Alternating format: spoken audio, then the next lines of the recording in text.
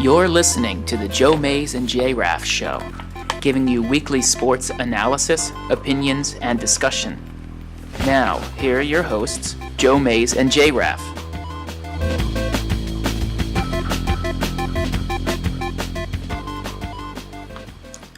Well, good evening, everyone. Welcome to the 142nd episode of the Joe Mays and J-Raff Show. I'm one of your hosts, Joe Mays, but alongside of me tonight is not J-Raff, as those of you watching on Ustream probably can tell. J-Raff is still away. He cannot join us this evening, so I've asked a fellow Penn State fan to join me in talking about this evening's sports topic, which is going to center around Penn State football. And let me take this moment to introduce to you Dennis Mays, my uncle, three of the four Mays brothers, and the third of four to come on the radio show, actually. So it's nice to have you join us this evening to talk about one of our favorite topics to talk about at any time, and that would be Penn State football. Yeah. Well, thanks, Joe. I appreciate it. Should be a lot of fun.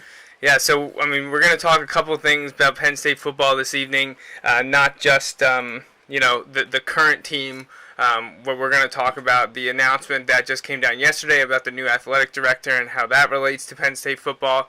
We're going to show, just like last week when my dad was on with me, when we showed a Penn State pump-up video, I have one of my all-time favorites I want to share.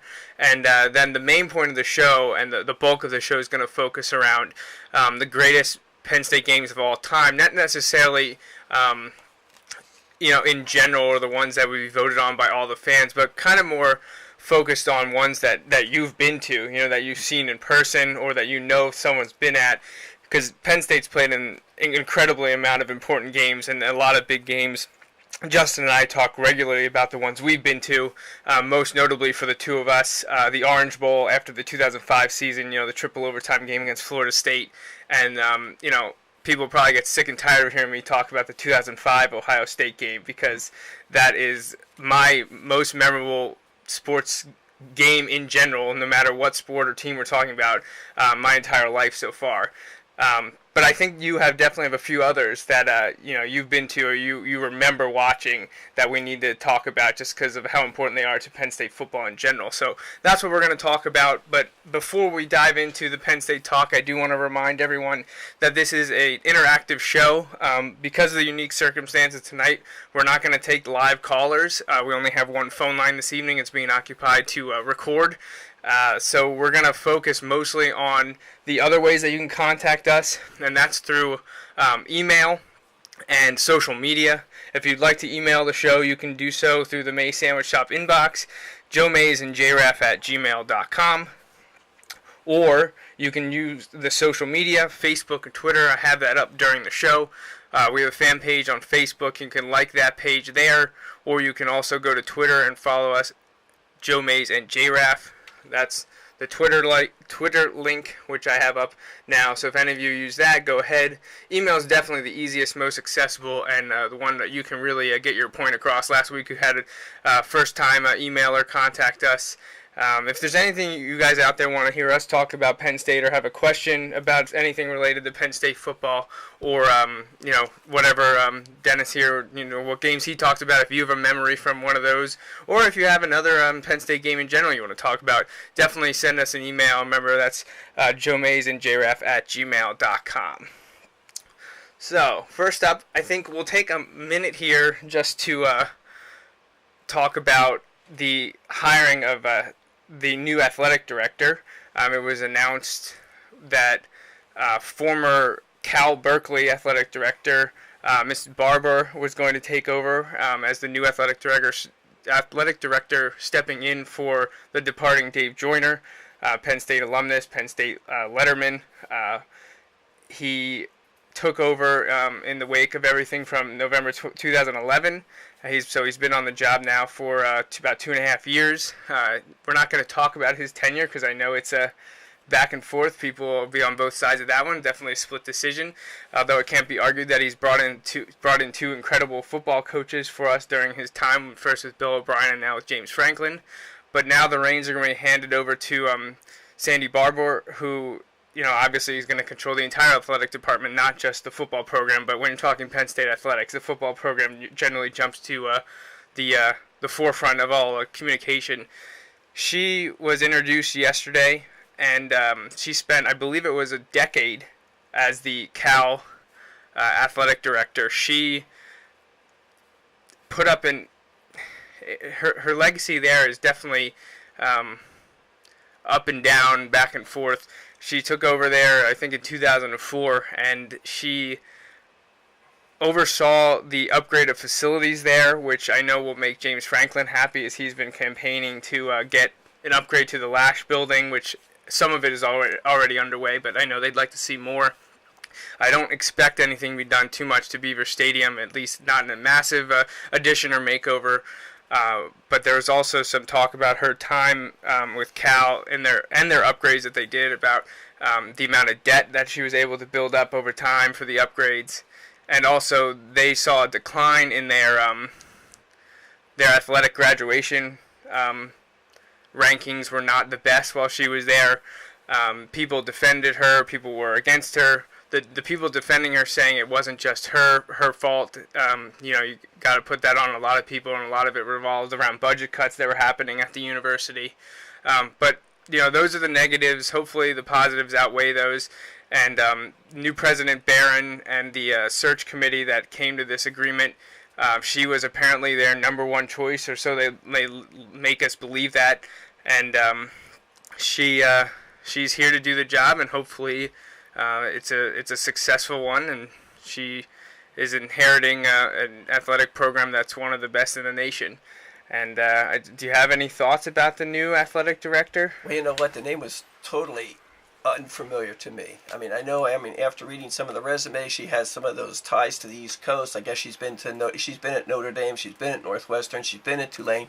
So other than that, I haven't known a whole lot about her. And being an employee of the university, there was a lot of talk going on. There were communications with the hiring of a new football coach, and then with the hiring of a president. But as far as this hiring, there was nothing. There was nothing going around, no rumors or anything. So this was, I was not in the dark, but so was everybody else. It was right. Just, there just wasn't a whole lot of talk about this. Yes, I agree, and it was an interesting one that they decided just to go with someone that was off the radar. But hey, sometimes that works. Hopefully, it does pan out.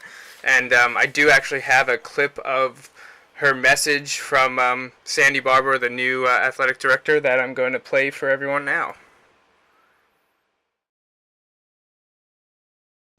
Hey, Penn State fans, I'm Sandy Barbour, your new athletic director, and I am fired up to be a member of the Penn State community. What an incredible university with a legacy of success, and we are poised to have incredible success today and in the future. I can't wait to get started. We are. So that was Sandy Barbour, the new Penn State athletic director, and I'm interested in her abilities for football scheduling. That's what I'm interested in. I know Penn State's got a lot of interesting schedules coming up over the years. We got a renewed rivalry coming with Pitt, which I know everyone is really excited about. I know I am. Oh, I'm very excited. I'm very, very excited for that. I wish we didn't have to wait another 2 years to get it, but those out-of-conference games are going to become even more important now with the mini playoff that we have at the end of the year. Getting to the Big Ten championship game, you want to have nice marquee matchups, but you also want to have a schedule that you see as winnable going into conference play. So that's where we're at. Sandy is the new AD, taking over for Joyner, and that's part one of the Penn State talk tonight. If you have any input on Sandy, the hiring of the new AD, the process, or anything related to that, remember you can contact us at joemaysandjraff@gmail.com. Okay, now before we dive into the games, I think it's important to get everyone excited for Penn State football, and that's coming up. I think I saw today, it's about 34 days left until the Croke Park Classic in Ireland, which I believe you're going to. Oh, we are. That's right. We are. So, before we jump into the talk here, we're going to play one more video here, and I know this is a popular Penn State video. It was played a long time at Beaver Stadium throughout my entire tenure as a student there. It's one of my all-time favorites. I hope everyone else enjoys it too, and maybe it'll bring back some memories.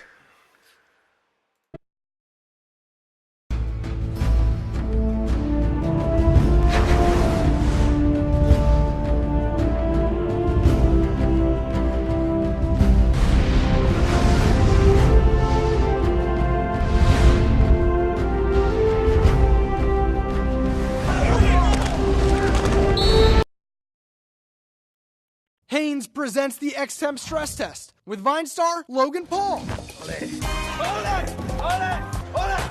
I'm cool, we're good. Looks like Haynes X-Temp technology kept him cool under pressure. Haynes X-Temp. When you're cool, you're comfortable.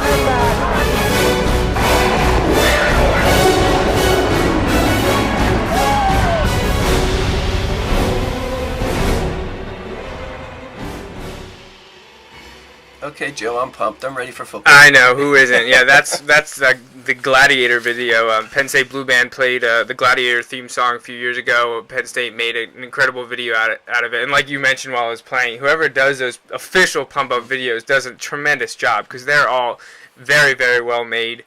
And I like that they keep some from the past going, and then every few years they bring in a new one.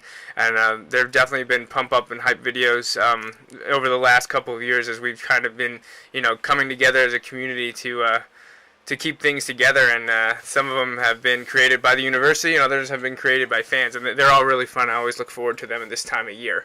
So with that, now that we're all ready for Penn State football, I think it's time to talk a little bit about Penn State in the historical perspective and some of the great games that they've played in over the years. I mentioned about being at it was the 2006 Orange Bowl, but the end of the 2005 season and seeing the 2005 Ohio State game at Beaver Stadium. I've been actually to a lot of the games that people of late over the last 10, 15 years that people talk about. 2002 Nebraska under the lights, where they were coming to Beaver Stadium for the first time in a long time. And that was absolutely a demolition by Penn State, just absolutely floored them. And, I was a student there for 4 years, got to see a lot of home games. I got incredible ones, including that Ohio State game. But there were a bunch of great moments in Penn State history that happened before I was alive or before I really was much of a fan. And I think that's what we want to talk about here is some of the moments that you've been able to witness as a Penn State fan for a number of years, a long-time season ticket holder, and someone who's been to multiple bowl games. There's got to be so many moments that you remember, over the past few decades, but I'm sure there's a few that pop out in your mind, and I'd love for you to share some of those with us. Okay, and before we leave that 2005 game, because I have that down in my list, but I knew you also experienced that. And when I think of most memorable games, it's usually games that I've actually witnessed or experienced myself. Yes. We can often talk about those 2 national championship games, and they'll say, "Oh man, I remember that because they were national championship games." Right. But that 2005 game against Ohio State under the lights was absolutely that fumble recovery. This right after that stadium was rocking. Oh, absolutely! It was almost scary. I mean, even while we're jumping up and down, and you can just feel the stands swaying. It's like, man, I sure hope this stadium is strong. Yeah. I remember hearing that someone could hear that stadium miles and miles away. You could just hear the atmosphere, and that. ESPN's flagship program, the college football, the game day was there, and so you had Herb Street and them talking, and I remember hearing them say about how crazy the everything was, and after that game, for the next, number of years, handful of years, whenever anyone talked about best, fans, student sections, whatever it was, Penn State was always at the top, or it was number one, based solely on what happened in that 05 season and the next few years with the whiteout and everything. That 2005 season was definitely one to remember. Okay, before I get to the good one, or the one that to me really stands out in my mind as a memorable game, let me do one that in my mind, unfortunately, it was probably the worst one. It's memorable because Penn State lost, and that was the '79 Sugar Bowl. Oh, yeah. I was a senior then, and your Aunt Joyce, of course, she was working in the basement of the Shields building in the IT department, and we went down to that game, and it was just very unfortunate. It was very disappointing. Penn State, or Joe Paterno, was going for their first national championship game, and late in the fourth quarter, we had a 1st and goal from the 1-yard line. Mike Gooman got the handoff. I don't know how many times anyway. We couldn't score from the 1. It's almost like if you can't score in 4 attempts from the 1-yard line, you almost don't deserve to win. Unfortunately, that was just a tie because it was 14-7 at the time, and I believe 14-7 was the final of the game. Yes, you're correct. So that was a tough one. Later that same year, then in 1979, and if I could, instead of talking about memorable games, just a couple of memorable things. Sure. And the one was that next fall in the '79 game, it was probably the first game. It was the debut of Kurt Warner.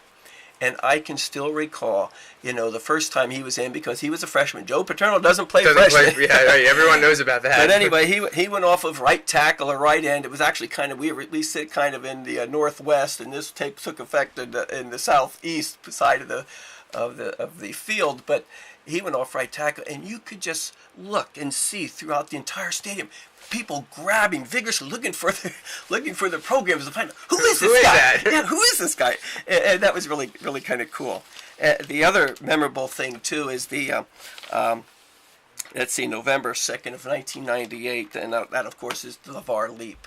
And against Illinois, and Penn State actually shut them out that game, and that was a 27-0 score, and so that was cool. That was pretty neat too. But I'm going to tell you, this is the one that, when you talk about memorable games, the one that sticks out with me the most, because it was just so cool the way it turned out, and that was the 1992 Fiesta Bowl. It was held New Year's Day. And did you know, Joe, that your grandparents, Ethel and Denton Mays, went to a Penn State bowl game? I don't know that I did know that. Well, you know what? They did. Now, obviously, maybe it's so memorable because it was surrounded about the bowl game, but it was also kind of a vacation, and we knew afterwards we were going to be heading up to the Grand Canyon. So that's why they're really going. But they went to the bowl game. But it was one of those games where, Penn State had 2 losses going into that game. They were 10-2. They lost to USC earlier, USC and Miami early in the season. Both very good teams. Yep. The MVP of the game was O.J. McDuffie. Hey. But the thing is, here's the thing. The first kickoff return. The kickoff return, Tennessee got the ball. He got hit. He fumbled. Penn State recovered the ball. So like a minute and 24 seconds into the game, 3 plays. They went 11 yards. Sam Gash on a pass from John Sacco for the first touchdown. They 7-0, right? We're only a minute 24 into the game. This halftime score was 10-7.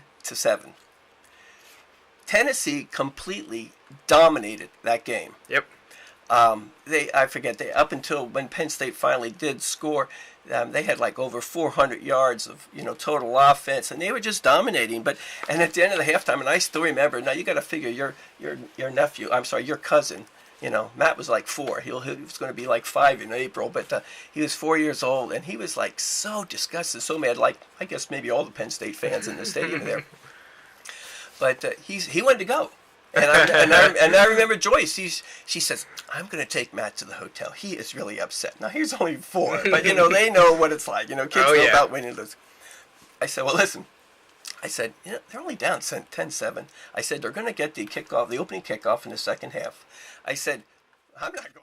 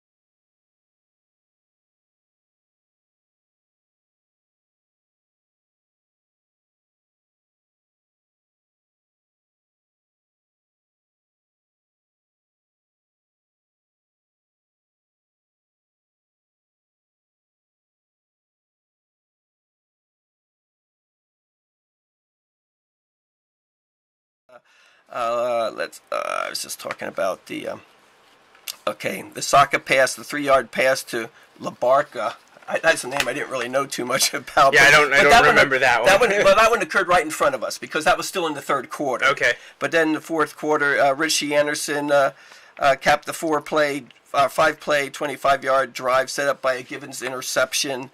Givens 23-yard fumble return. I mean, that only occurred between 49, 10, 11. That's 15 seconds. They scored 2 touchdowns, and then followed the last score at the 4:53 into the fourth quarter was an O.J. McDuffie 37-yard pass from John Sacco.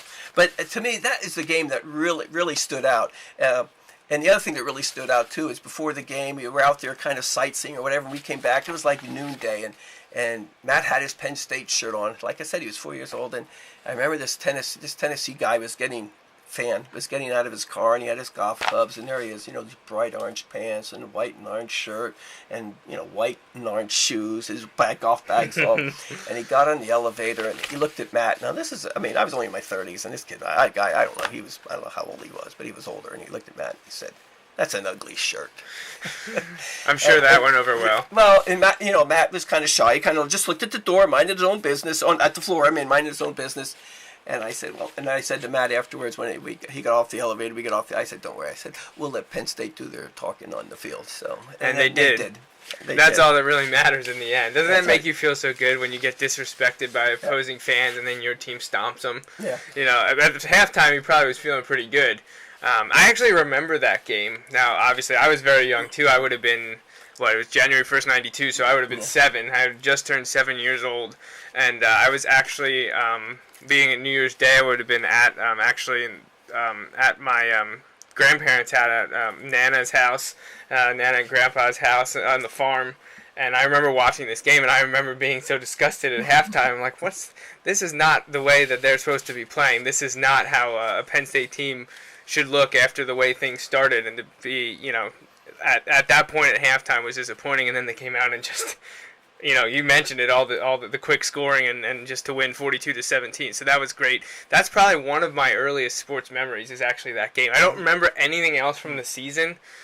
Looking back on it, they played an incredible schedule. Yeah. Every single team they played was, when they played them, ranked 12th or higher or better. So the marvels of being an independent. You know, yep, right. Unfortunately, we don't get to do that anymore. But yeah, you play. Oh, I'm sorry, that's their rank. I'm looking at the wrong column. Okay. But Georgia Tech, they came in ranked 8th. They played Miami, number 2. They lost, unfortunately. They played Notre Dame. They played Pittsburgh. They played they played the regional rivalries, which are somewhat coming back now with the expansion. But getting to play Temple, Rutgers, West Virginia, Maryland, Notre Dame, Pitt. That's great. I really wish Penn State would be able to do more of that. I'd love to be able to see them play West Virginia and Boston College out of conference again. I think that would be great teams to add to the out of conference schedule. It is nice now to have Rutgers and Maryland back in so we can continue to beat them because they are 2 teams that just can't beat Penn State at all. Yeah. And I think, is it Maryland, we're 35-1-1 against or something like that. It's a little bit ridiculous how we've done against them. Hopefully it continues to go that way. So that was the 1992 bowl game, the Fiesta Bowl against number 10 Tennessee. That's one that you remember pretty well, huh? Being at it, that's pretty cool. So were there any others that you can remember, or just off the top of your head? I know you've been at so many. Yeah, it's hard to pick out. And the one thing about that game I just talked about there is when you look at, I looked at something on the internet about the 20 top 10 state most memorable games, and that was not one of them. Wow. But that was one that I remembered. It's so subjective. And it bounces around. There's so many personal things that go on when you're watching a sporting event with friends and family, or just yourself. Everyone's gonna have different lists. And you and I sitting here are gonna have different lists. Yep. But they're all so memorable for many different reasons. One that I honestly say I cannot remember. I only know from what's happened, through the media and from hearing people talk. And I know you said it's so easy to pick out the games where Penn State won a national championship. But one that I'm fascinated with and want to just continue to see more and read more about is the really the first ever national championship game. And that's what it was, because it's the first time the word national championship was used in a sports broadcast for college football. And the reason it was given that title by NBC is because it was really the first time number 1 and number 2 were meeting in the postseason bowl game on national television, because they could do it. Penn State and Miami, in January of '87, following the '86 season, it's been dubbed the first official national championship game. And it's been pegged by many, I'm sure, when this happened, and in culture now as they go back and talk about it, as everything ramps up with conference expansions and the attempt to make an actual college playoff, this being the first time that this really happened. They talk about good versus evil, which I always get so much out of it. Being a Penn State fan and talking about success with honor and all that's through the years of how things operated and what was important to Penn State football players, fans, and alumni. And then you see Jimmy Johnson's Miami squad with the fatigues, which is the complete opposite of everything that Joe Paterno's teams were about. And I don't talk much about ESPN anymore, but one of the greatest articles in sports that I've ever read was published on ESPN.com probably about 7, 8, maybe even 10 years ago now. But it was called "The Night College Football Went to Hell."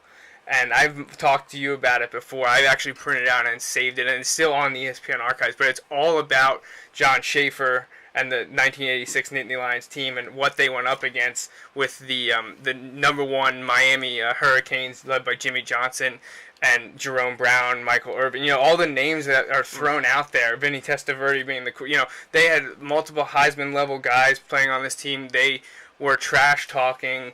It was all about them. They thought that they were being disrespected having to play Penn State and going out to Tempe and playing at the Fiesta Bowl, and they really didn't want to give Penn State a chance. But reading up on that game and seeing highlights and clips from it and talking to people who watched it on TV or were able to actually go and watch it in person, it's just something that they actually point to it. At least the media writers, the ones that I've read, as a turning point for college football because of what it created. People wanted to see this 1 versus 2 match. They wanted to know who the real best team in the country was, and that's one of the main points in professional sports, as much as people don't want to say college football, is an amateur thing. It's almost as professional as you can get without the legal money being passed to them, which could be changing in the future anyways. But you want to know who's the best, and that's what number 1 versus number 2 did, and it happening like this was so incredible. The BCS came around, tried to do it, and there's obviously been back and forth with that ability for them to do that with computers and humans and polls and all that stuff. But to actually see the 2 legitimate, undefeated, best teams in the nation go up against each other, and for it to be the game that it was. No one thought that Penn State would do anything against Miami. No way. No way was this Penn State team, who squeaked by in a couple games throughout the season, looked really good one week and then, looked just okay the next week. But I think the reason that they were so successful was because the year before they were trying to get a national championship game, and they went to the Orange Bowl against Oklahoma, and they got beat up on. Yep. It wasn't as bad as people thought it was going to be, because Oklahoma was supposed to have this incredible offense. Penn State held them 25 points, but Penn State couldn't move the ball. They only ended up scoring 10. It was their only loss of the year, but you're not going to win a national championship losing your last game, especially to the number 3 team in the nation. But what caused the 1986 season to happen was actually the result of that Orange Bowl in the beginning of 1986. The seniors that lost that game wanted to come back. So I think it was 17 of them enrolled to be fifth-year seniors, come back to join the 17 up-and-coming seniors to have a football team that has 34 seniors on the team, which is absolutely incredible, because I think this Penn State team this year has 10. Yeah, not very many. It's not very many. Like It's in probably the low teens is my guess. It's 10 to 14. That's it. That's a few more juniors, and then freshmen and sophomore. The freshman and sophomore class is gigantic. I think 86. I think Joyce told me she was. It's pretty large, but attrition and the scholarship losses and things have built up. That Penn State only has a very limited amount of seniors this year, but I'd say the average is probably a little higher. Probably high teens, close to 20, but 34 for that 1986 team. That ended up playing. I actually think this Fiesta Bowl played on January 2nd was the first time that any bowl game was played later than January 1st.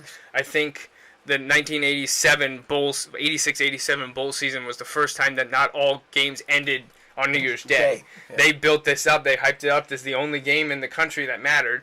And I still think adjusting for, the numbers, however they do that statistical stuff, it's the most watched college football game of all time is still Miami versus Penn State in that Fiesta Bowl, the first ever national championship game.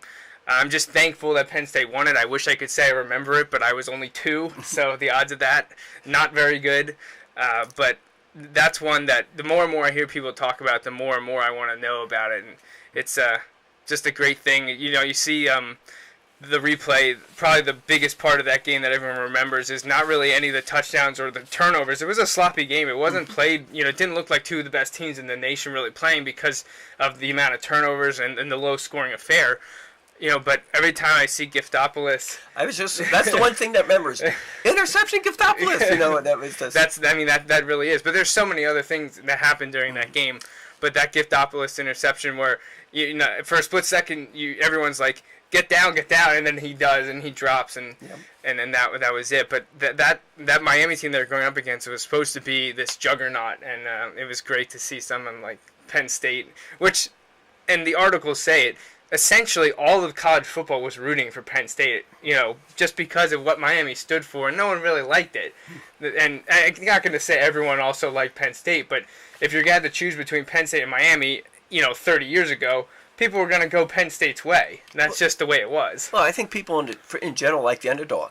I've said that. I'm sure you might have heard me say this before, but under the Joe Paterno era, I always wanted Penn State as an underdog. Oh, yeah. I never wanted them to be a favorite. You don't want them to be the favorite. Nope. No, and I think that's true nowadays. Yeah, you don't want to be the favorite. You don't want to go in as the big dog. You want to be the little guy that wants to, David versus Goliath and all those cliche mentions. That's what you want.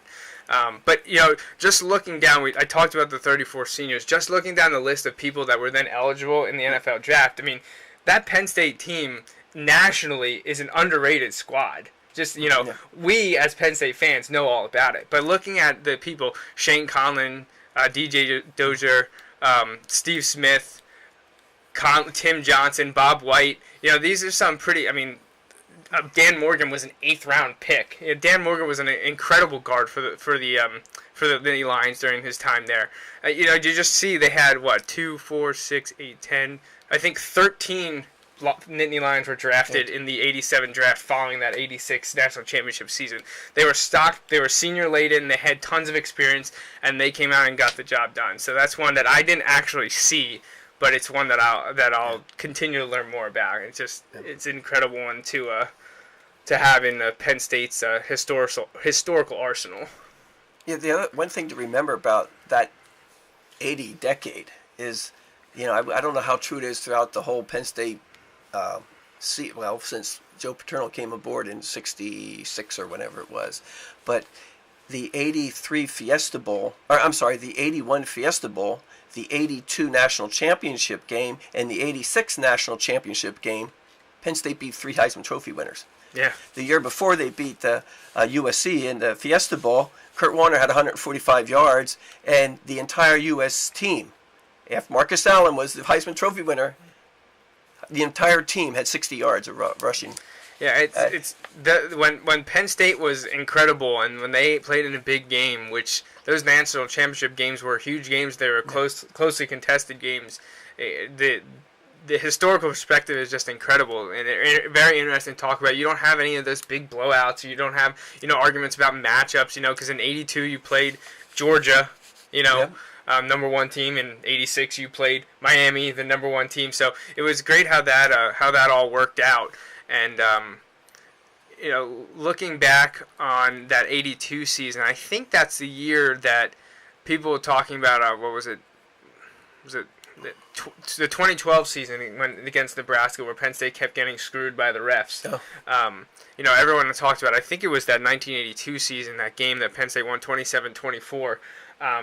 Where wasn't there a clock issue Nebraska fans hold on to? Is that game that they're talking about? Well, actually, I don't think it's a clock issue, but you know what? Yeah. Or is it out of bounds or something like that? There was 2 things. They drew a line. They drew 2 things. One was a catch that they said the sideline went up, and then it kind of went out like in a circle, like his foot. Okay. I forget who I think it was a tight end who caught that pass, and they said he really was out of bounds. And then there was one in the end zone for the McCluskey. Thank you.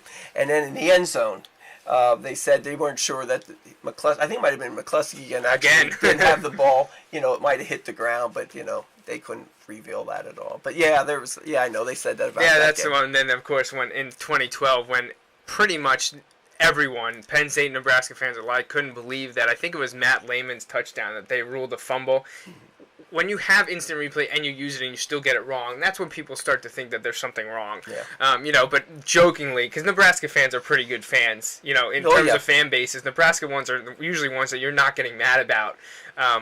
They're jokingly saying, well, that's for 1982, but that 82 season with the first official national championship of the Paterno era, they had that big setback against Alabama down in Birmingham. But other than that, that was a pretty decent squad as well.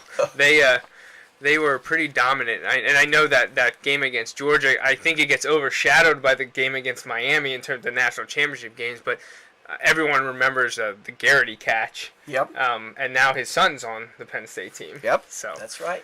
We had a lot of sons on the Penn State team. Oh yeah, had grandsons, I think, as well. So it's nice that those legacies continue as well. Now, before we wrap it up here, and I get any closing thoughts from you, we did get an email actually. Oh, okay. This is from Jeff.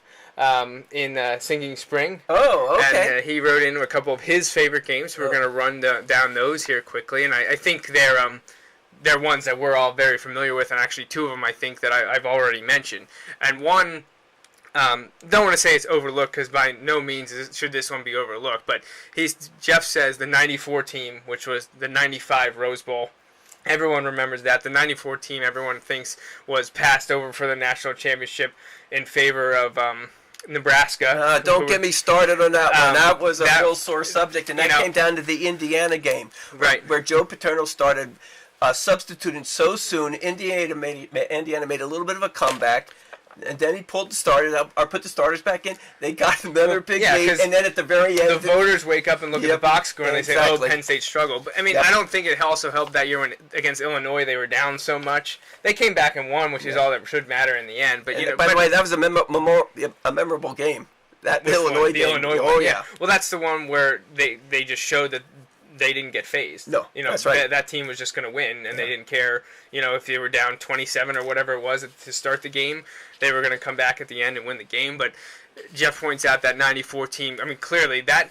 I remember that the game against Tennessee that you mentioned as one of the first Penn State games I remember. And I was at a game earlier, I think in 93, maybe against Illinois in person. But that 94 team, I remember almost every game from that year because everyone saw it was being special. And also helped the Kerry Collins link being from Wilson and everything. But that Rose Bowl, Jeff says that was his first bowl game. And the win over Oregon, the destruction of the Ducks.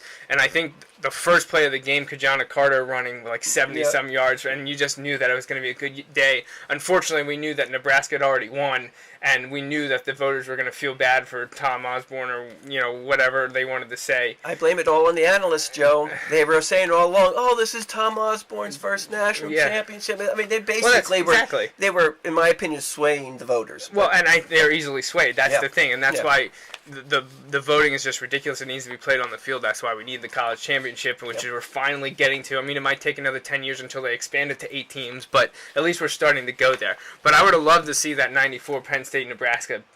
Oh my gosh! How great would that have been? That would have been great. I mean, there's no doubt about it. It's tough to say, because of our blue-colored glasses, but that 94 Penn State offense was one of the greatest in college football history. Like, you look at the statistics, it's true. People can argue all they want with the errors of the game, whatever, but that offense, when you feature Kerry Collins, Kajana Carter, Bobby Ingram, Kyle Brady, and that's just the big names. When you forget about everyone else who were also stars that eventually went on to the NFL, that offense was just ridiculous. Unfortunately, they didn't have the shutdown defense that the more recent Penn State teams have had. That defense was okay. They weren't terrible. Right. But if they were a little better, I think it would have been a guaranteed probably go Penn State way, even though he didn't win a national championship in Nebraska, all that BS that comes about. But anyways, that was Jeff's number one, was the 94 team, that Rose Bowl game. That was an incredible one. Number two, he says that we're maybe really tied for number one. Like I mentioned, the 2006 Orange Bowl following the 2005 season, with Paterno and Bowden meeting 3 overtimes because of terrible kicking, but we were there for that, so that was a cool one to be at. Justin and I have talked about that multiple times as well. And then the last one, number 3 for Jeff, Penn State's big win over Nebraska. He says 2002 ? It was 2002 because that was my lone game to go to that year, and I was at it. And he says he believes he was in your seats for that. Oh, he might have been. I don't remember. He says you were probably in the president's box that game. So those are Jeff's big game, the 95 Rose Bowl, the 06 Orange Bowl, and that 2002 beatdown of Nebraska, which I think was, 49-7 or something like that. That was a hyped-up game, and Penn State just mopped the floor with them. That was incredible. I love that was I usually got to go to one game a year, and I'm glad that was that game I went to in 2002. Because that was kind of the one shining star in midst of some of the downtime in the early 2000s of Penn State football. That 2002 team was pretty talented, with Larry Johnson being the key component there. It's funny, we didn't even mention Larry Johnson until now, and he was the first 2,000-yard rusher. Right. It's like, well, that's actually, I guess the only 2,000-yard rusher. Yeah, so far. We'll see what happens. So thank you, Jeff, for the email. Yep. But I think that's a good place maybe to wrap it up. Is there anything else you wanted to add about any of the games or about Penn State football in general this coming season? Well, I'd just like to mention 2 things, and one was the Capital One Bowl in January 2010. We were at that game. It was kind of like the Mud Bowl, but it was I remember that one. It was a 1917 hard-fought game in the mud. Darrell Clark, Navarro Bowman, Josh Hall, Sean Lee. A lot of good names. Great teams. NFLs, and that was one game that we attended. And it's funny when you talk about weather. One of the rainiest games I've ever sat through, and the reason I remember it is because of who they played. But I mean, I'm not kidding you. From the time we left in the morning till the time we got home at night, and throughout the entire game, it just absolutely rained. Poured. It actually poured at times. The football newsletter that I get to every weekly called it the Rain Bowl. But anyway, here I loved it because it was Penn State 36, Notre Dame 6. So, yeah, anytime you come out on top of Notre Dame and a beatdown like that, it's great. And I'll remember that big whiteout game, I think it was in 2007, a year after Brady Quinn led Notre Dame, beat Penn State pretty good out in South Bend. They came with a freshman quarterback Jimmy Clausen to Penn State in one of the most notorious whiteout pictures you'll see from Beaver Stadium, and Penn State put the licking on Notre Dame that year as well. So anytime you can mention beating Notre Dame, that's always a good thing. So I think the last thing that I want to ask you here, I'll put you on the spot just a bit. We're excited for this upcoming year. We're going to be going to a couple games. You're going to go to Ireland and see the Croke Park Classic. Justin and I are going to give our expectations for this coming season probably next week. But I think I'd like to get your input on what do you think that the 2014 Nittany Lions football team, how are they going to look?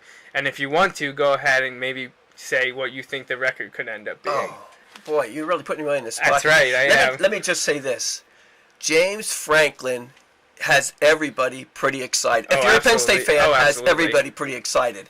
And I think that excitement might turn into a win or two, more than you might think under normal circumstances. I hope so.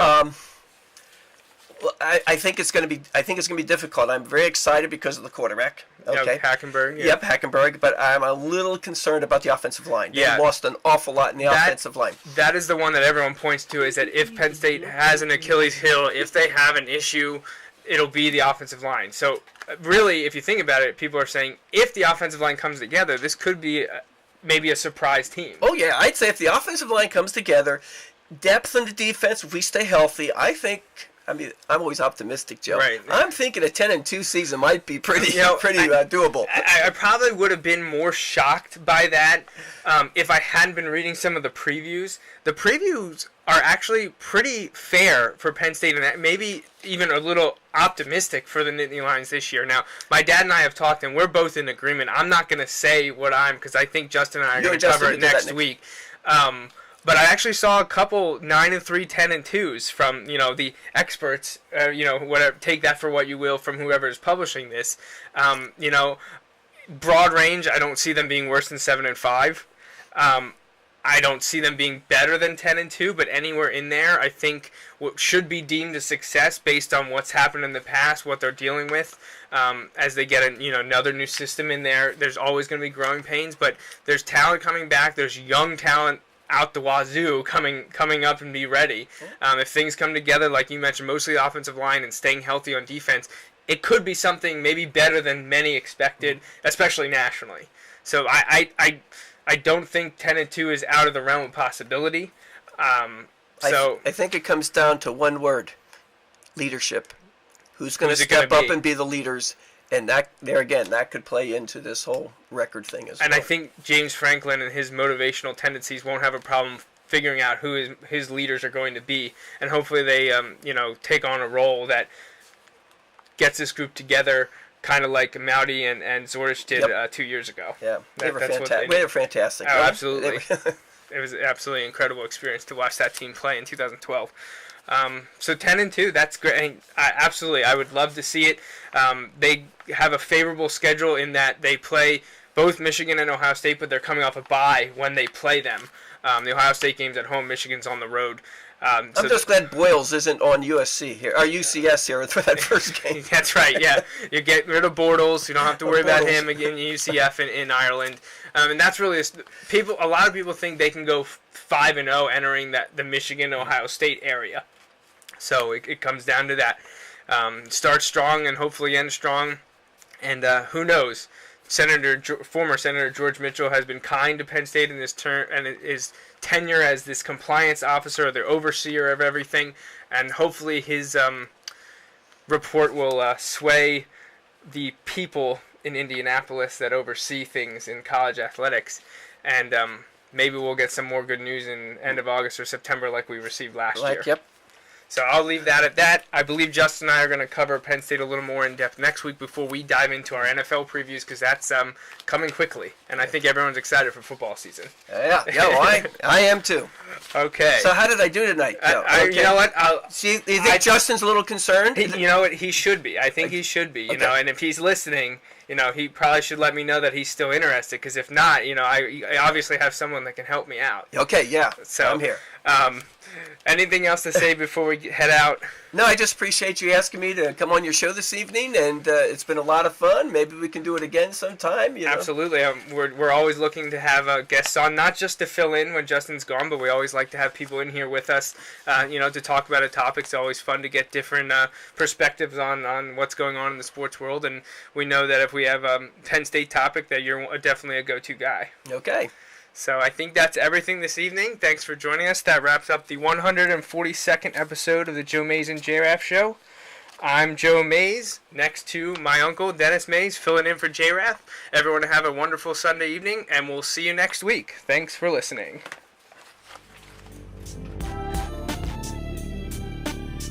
Thanks for listening to the Joe Mays and J-Raff Show. Don't forget, you can download each episode of the show from the podcast section of the iTunes Store. We'll see you next time, and thanks again for listening.